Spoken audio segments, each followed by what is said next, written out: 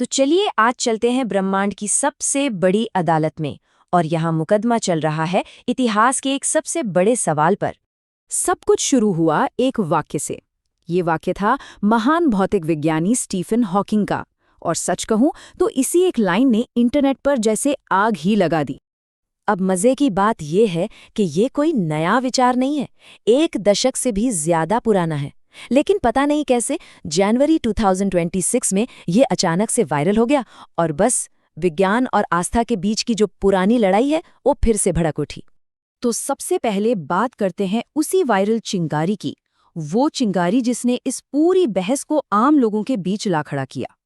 पूरी बहस का निचोड़ जानते हैं क्या है? एक सीधा सा सवाल जो दिमाग घुमा देता है। और इसी सवाल ने इतिहास के सबसे ब्रिलियंट साइंटिफिक माइंड्स में से एक को दार्शनिकों और धर्मगुरुओं के सामने लाकर खड़ा कर दिया। ठीक है, तो केस को समझना शुरू करते हैं। सबसे पहले सुनते हैं प्रोसिक्यूशन को, यानी कि अभियोजन पक्ष की दलीलें। और इस पक्ष को लीड कर रहे हैं खुद स्टीफन हॉकिंग।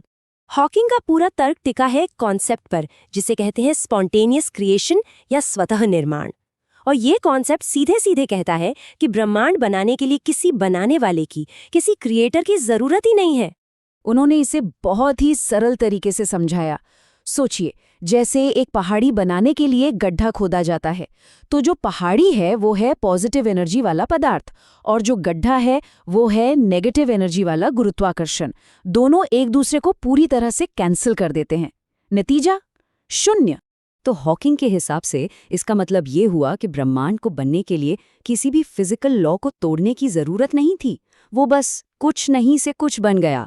और अगर ऐसा हो सकता है तो फिर किसी डिवाइन स्पार्क या दैवीय शक्ति की जरूरत ही कहाँ रह जाती है। लेकिन कहानी में एक ट्विस्ट है। हॉकिंग के इस तर्क का एक बहुत ही जबरदस्त जवाब आया, और ये जवाब दिया ऑक्सफोर्ड के ही एक और प्रोफेसर जॉन लेनॉक्स ने। उनका कहना था कि हॉकिंग से एक बहुत बड़ी, एक फंडामेंटल लॉजिकल गलती हो गई है। लेनॉक्स ने कहा कि हॉकिंग एक कैटेगरी एरर कर रहे हैं, मतलब वो दो अलग अलग चीजों को मिला रहे हैं।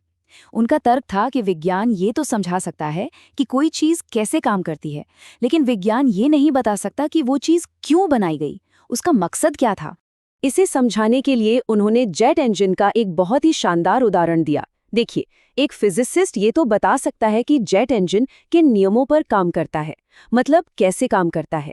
पर क्या इसका मतलब ये है कि फ्रैंक विटल जिन्होंने उसे बनाया वो थे ही नहीं? नहीं नहीं, ये कैसे और किसने, दो अलग सवाल हैं। एक और मजेदार उदाहरण है आंटी मटिल्डा के केक का।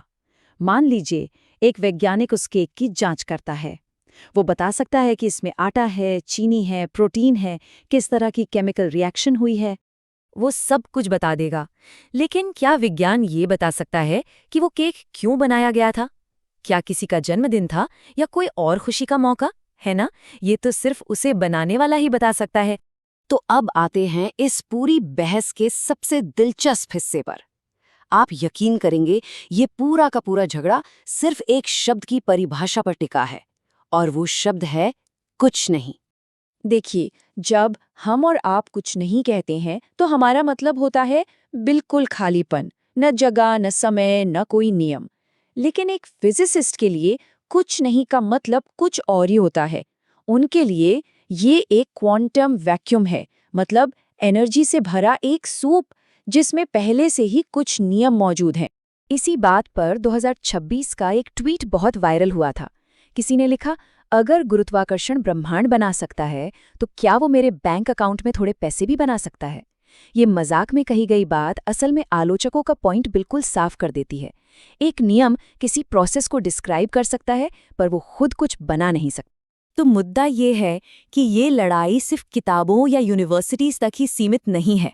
ये आज भी चल रही है, विज्ञान में, फिलॉसफी में और सोशल मीडिया पर तो जबरदस्त तरीके से। सोशल मीडिया पर तो साफ साफ दो टीमें बट गई हैं। टीम साइंस कहती है कि जहां विज्ञान अपनी अज्ञानता स्वीकार करता है, धर्म वहां झूठे दावे करता है।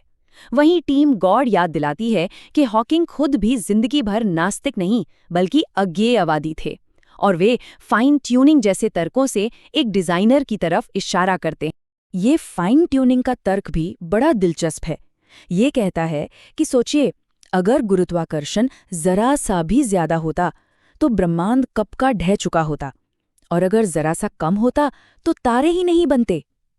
तो सवाल ये उठता है कि ये सेटिंग इतनी परफेक्ट, इतनी सटीक किसने की? तो इस मुकद्दमे का फैसला क्या है? सच तो ये है कि इसका कोई फैसला हो ही नहीं सकता। क्यों? क्योंकि ये सवाल फिजिक्स और मेटाफिजिक्स के बॉर्डर पर खड़ा है। हम बिग बैंग को देख नहीं सकते, इसलिए ये सवाल सिर्फ विज्ञान के दायरे से बाहर चला जाता है। लेकिन आखिर में शायद फैसले से ज्यादा जरूरी वो सफर है। जैसा कि हॉकिंग ने खुद कहा था, ब्रह्मांड को समझना ही सबसे बड़ा एडवेंचर है, और यही इंसानी जिज्ञासा है जो हमें ऐसे बड़े बड़े सवाल पूछने पर मजबूर करती है। और ये हमें इस बहस के सबसे बड़े सवाल पर लाकर छोड़ देता है कि ये जो समझने का रोमांच है, इसका अंत कहाँ है? किसी इक्वेशन में या किसी देवता में? तो इस ब्रह्मांडीय बहस की गहराई को समझने में अगर अच्छा लगा तो हमारे साथ जुड़े रहिए। हम ऐसे ही बड़े और जटिल विचारों को आसान बनाने की कोशिश करते रहेंगे।